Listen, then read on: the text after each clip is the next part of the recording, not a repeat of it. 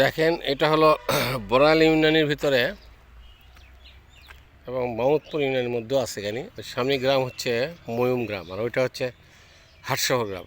হ্যাঁ, হাটশহরটা মামুদপুর আর এটা হলো বড়াইল। দেখেন কীভাবে আলুর চাষ হয়েছে, আলুর ফসল দেখেন, মাঠকে মাঠ ফসল হয়েছে। দেখছেন কত দূর যাবেন, চোখ যায় শুধু আলুর ফসল আর আলুর ফসল। এদিকে আলু চাষ করা হয়, প্রচুর আলু চাষ করা হয়। দেখেন এ পাশেও আলু চাষ করা হয়েছে, কিছু সরিষা আছে। হ্যাঁ, কিছু সরিষার চাষ করা হয়। সরিষার তেলে যে বেশি পুষ্টি করে এটা আমরা বুঝি না, আমরা শুধু ওই সোয়াবিন খেয়ে খেয়ে অভ্যাস হয়ে গেছে মুখের মধ্যে। হ্যাঁ, আর ভালো লাগে না, কিন্তু বাস্তবে এটা সরিষাটা রোগমুক্ত করে, শরীরে শক্তি যোগায়, শরীরে ক্যালোরি যোগায়। এটা আমরা না খেয়ে খেয়ে মুখে আর ভালো লাগে না, বুঝতে পারছেন? আমরা যাতে সবাই শরীরকে সুস্বাস্থ্য রাখার জন্য সরিষার তেল খাই, সরিষার চাষ করি, এটাই সকলে ইনশাল্লাহ চেষ্টা করবেন ব্যবহারের জন্য। এই দেখেন গাছ, দুই পাশে গাছ, এটা চলে গেছে, ওই যে চৌমনি রাস্তায় চলে গেছে, এটা সরকারি গাছ লাগাচ্ছে। দেখেন কত সুন্দর দেখাচ্ছে রাস্তাটা, দেখেন কত সুন্দর রাস্তা। আমি আরও আগে যাই, দেখেন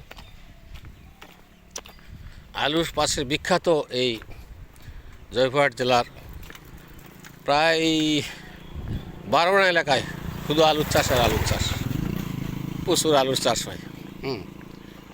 তো এইখানে এই আলুর চাষ বেশি হওয়ার কারণে আলুর ফসলের দাম পড়ে যায়, এতে হয় ব্যবসায় লাভবান। দেখেন এখানে 400 টাকা, 450 টাকা, 420 টাকা মনে আলু বিক্রি করতেছে, তার মানে চায় 8-10 টাকা কেজি। কিন্তু এরা শহরে 25 টাকা, 30 টাকা কেজিতে, 15-20 টাকা তারা লাভ করতেছে। তাহলে কৃষক কি মরে গেল না? কৃষকের লস হলো না? এইগুলো সরকারের তদারকি করা উচিত।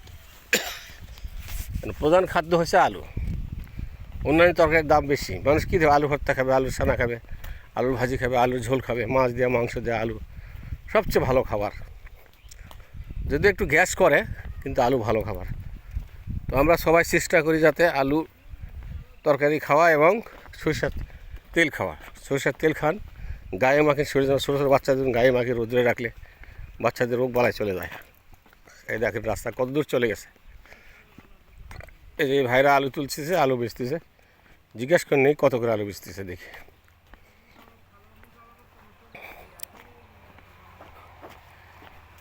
এটা কি আলু ভাই? গেঁদালা কত করে দিলেন? ই আল্লাহ, এত পিস তো মারা গেল বারে। এখন আগে তোলা ছিল 500 টাকা, 400 টাকা ছিল, তখন তুলতেন। ওই তো বাড়ি আমার, আলু অভাব আছে। ওই তো ওই গ্রাম, ওই তো ওই গ্রাম বিনয়। ইস লস ভাই রে। এই কত উঠাইছেন? না না, কত উঠাইছেন? 15 কাঠার আলু কত হবে? 30 মন হবে? 30 মন? হ্যাঁ,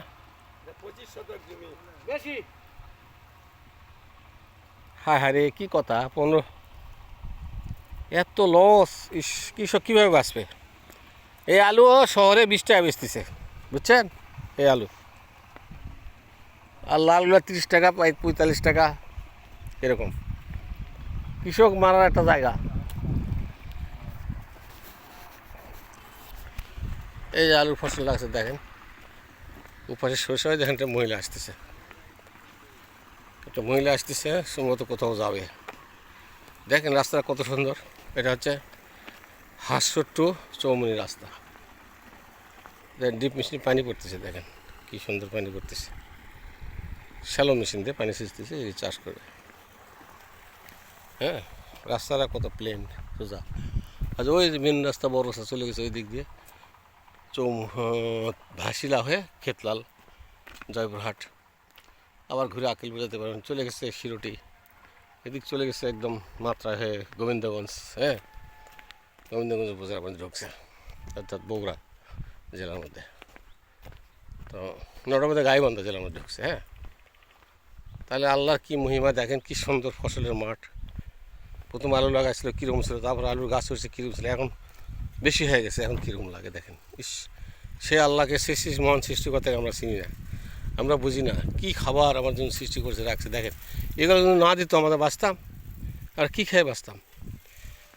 শুকরিয়া আদায় করতে হবে। এখন পৃথিবীর অন্যান্য দেশে, মরুভূমির দেশ যেগুলো, পাহাড় অঞ্চলে যেগুলো, সেখানকার লোক কিন্তু এত খাবার পায় না, এত কিছু দেখেন। তাদের কিন্তু যুদ্ধ করে জীবন বাঁচতে হয়, প্রাকৃতির সাথে লড়াই করে বাঁচতে হয়। ভালো কাপড় নেই, চোপড় নেই, ভালো ঘর বাড়ি বানাতে পারে না। হ্যাঁ, আর আমরা সব পারি, তাই না? দেখেন কিছু আমরা আল্লাহকে ভুলে গেছি। এই যে ওই যে টিনের বাড়ি দেখা যাচ্ছে, ইটের বাড়ি পরে ওই গ্রামটা দেখা যাচ্ছে সোজা, ওই গ্রামটা আমাদের বিনয় গ্রাম বলা তারে। ঠিক আছে, তো আলুর চাষ অত্যন্ত বেশি এদিকে। যাই হোক শ্রোতা মণ্ডলী, আপনারা সবাই ভালো থাকেন, লাইক দেবেন, সাবস্ক্রাইব করবেন, আরও যেন ভিডিও বানাতে পারি।